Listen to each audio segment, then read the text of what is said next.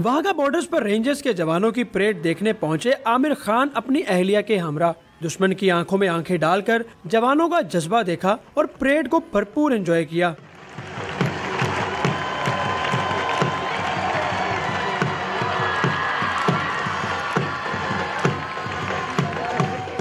आमिर खान कहते हैं कि उनका ख्वाब है कि पाकिस्तान से बॉक्सिंग में वर्ल्ड चैंपियन बने। कहते हैं इमरान खान वाहिद सियासतदान हैं जो मुल्क को तरक्की की मंजिल पर गामजन कर सकते हैं।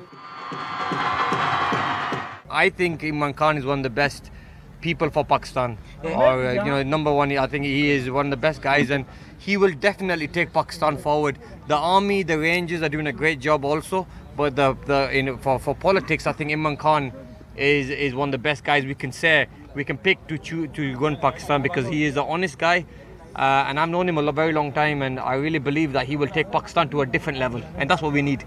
पाक रेंजर्स की जानिब से आमिर खान को सोवेनियर पेश किया गया, जबकि आमिर खान ने सेक्टर कमांडर को बॉक्सिंग ग्लव्स का तोहफा पेश किया। वाघा बॉर्डर के बाद आमिर खान अहलिया के हमरा पंजाब गवर्नर हाउस पहुंचे, जहां boxing king governor Chaudhry Mohammad Sarwar के सामने अपने रिवायती एक्शन में दिखाई दिए।